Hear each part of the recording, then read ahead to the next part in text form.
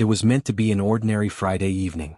Rachel and I had been together for 2 years, and although we'd had our fair share of arguments, I honestly believed our relationship was stable. That night, she asked me to join her and a few of her friends for drinks at a nearby bar. Nothing extravagant, just a simple hangout. I hesitated at first, knowing her friends tended to be sharp-tongued, but I agreed because I wanted to make her happy. I had no idea what was coming.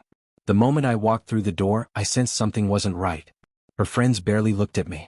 Rachel tried to keep things light, but even her smile seemed strained. The atmosphere felt awkward and heavy. She introduced me, but their reactions were cold, as if I didn't belong there. We found a table and I tried to make conversation, cracking jokes and trying to break the ice.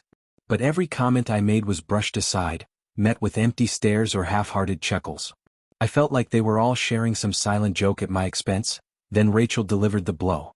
With a casual laugh she said, "You know how he is. He thinks he's funny but really he's just awkward. It's cute though." She smirked, waiting for her friends' approval.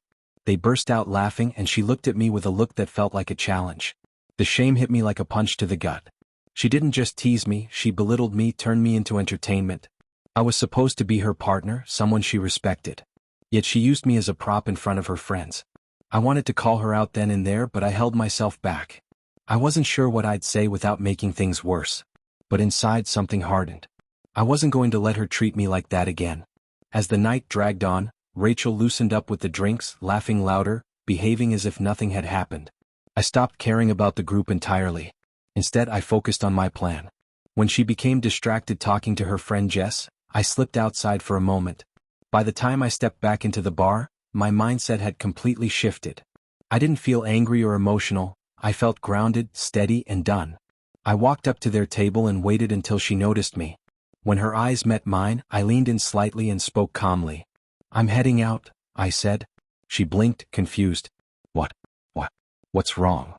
"I'm not going to stick around just to be mocked. I'm not here to be the punchline of your jokes for your friends' entertainment.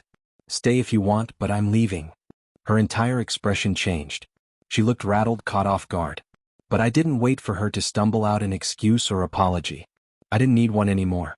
I said everything I needed to say. "I'll be at home," I added, then walked away. I didn't look back.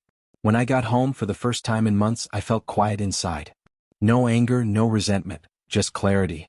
I had finally stood up for myself. It wasn't about hurting Rachel. It wasn't even about getting even. It was about reclaiming the self-respect I'd been ignoring. The next morning she called. I let it ring. Then she tried texting. I ignored that too. I was done. Whether she understood it or not, she crossed a line she couldn't walk back over. Respect can't be forced, and I wasn't staying in a relationship where I wasn't valued. In the end, she was the one left embarrassed, not me. And I walked away with a lesson I should have learned long ago. When someone belittles you publicly, your strongest move isn't to fight. It's to walk out and let them realize what they just lost.